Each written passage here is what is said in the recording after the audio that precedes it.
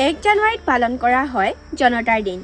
এই জনতাৰ দিননো কি, কাৰ জন্মদিনত পালন কৰা হয় ইত্যাদি সকলোখিনি জানিব পাৰিব আজি মোৰ এই ভিডিঅ'টোৰ জৰিয়তে। তেন্তে আহকচোন জনতাৰ দিনৰ বিষয়ে কিছু কথা জানো।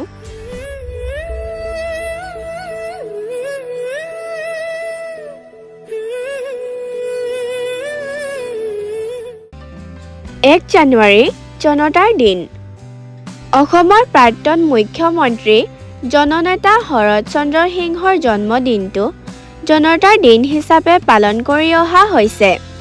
ইংৰাজী নৱবৰ্ষৰ পহিলা দিনটোত জনতাৰ দিন পালন কৰি এই বৰেণ্য নেতাগৰাকীক উপজা দিনৰ ওলগ জনাবলৈ লোৱা হৈছিল। নেতাগৰাকীৰ মৃত্যুৰ পাছতো তেওঁৰ গুণমুগ্ধসকলে জনতাৰ দিন পালন কৰি আহিছে। উল্লেখযোগ্য যে 1914 চনৰ 1 জানুৱাৰীত অবিভক্ত গোৱালপাৰা জিলাৰ চাপৰত জন্মগ্ৰহণ কৰা শৰৎ চন্দ্ৰ সিংহই 1972 চনৰ 31 জানুৱাৰীৰ পৰা 1978 চনৰ 12 মাৰ্চলৈ অসমৰ মুখ্যমন্ত্ৰীৰ দায়িত্বত আছিল। সিংহৰ দিনতে 1974 চনত অসমৰ ৰাজধানী শ্বিলঙৰ পৰা দিছপুৰলৈ অস্থায়ীভাৱে স্থানান্তৰিত হৈছিল।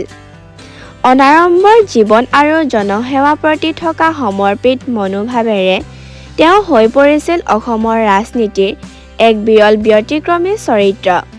2005 চনৰ 26 ডিচেম্বৰ তাৰিখে এই নেতাগৰাকীয়ে মৃত্যুবৰণ কৰে।